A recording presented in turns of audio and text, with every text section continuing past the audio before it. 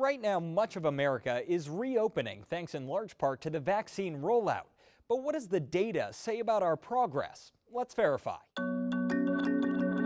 Has the daily COVID death toll hit a pandemic low in the U.S.? Our sources, CDC data, and 3 infectious disease experts. The numbers are complicated and imperfect, but here's what we know. This is a CDC graph of COVID deaths throughout the pandemic. As of May 1st, the weekly average showed 633 deaths per day in the U.S., an 82% drop from the record high 3,400 daily deaths in mid-January. But it's not the lowest total of the pandemic, just barely. For 2 days last July, the average dropped below 600 deaths per day, just 8% lower than right now. We are coming down so fast right now, which is very good. But no, I wouldn't say we're at the pandemic low, but we're very close to it. Dr. Ali Mokdad works with the Institute for Health Metrics and Evaluation. They do COVID data projections. They're predicting the daily death count will drop another 80% by late summer, nearing 100 deaths per day in the U.S. But never near zero,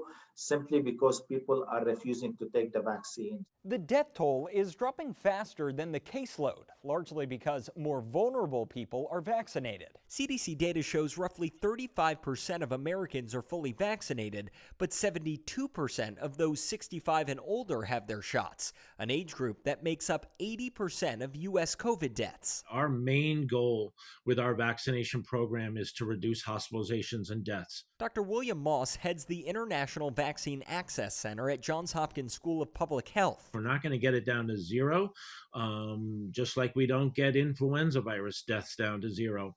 But I think we can get it down to very low levels. But our experts say that progress is at risk in the months ahead, especially with widespread vaccine hesitancy. One of the biggest threats is a variant that is less susceptible to our current vaccines. Dr. Saad Omer, the director of Yale Institute for Global Health, says pockets of unvaccinated Americans and worldwide outbreaks like the one in India could breed one of those variants. As of now, does a variant like that exist? No, the current vaccines that we are using in the U.S.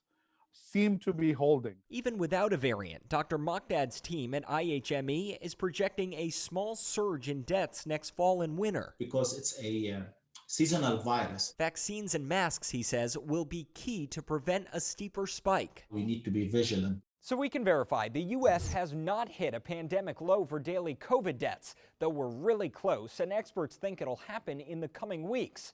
But they're still concerned that variants and seasonality could reverse our progress later this year. With your Verify, I'm Gabe Cohen.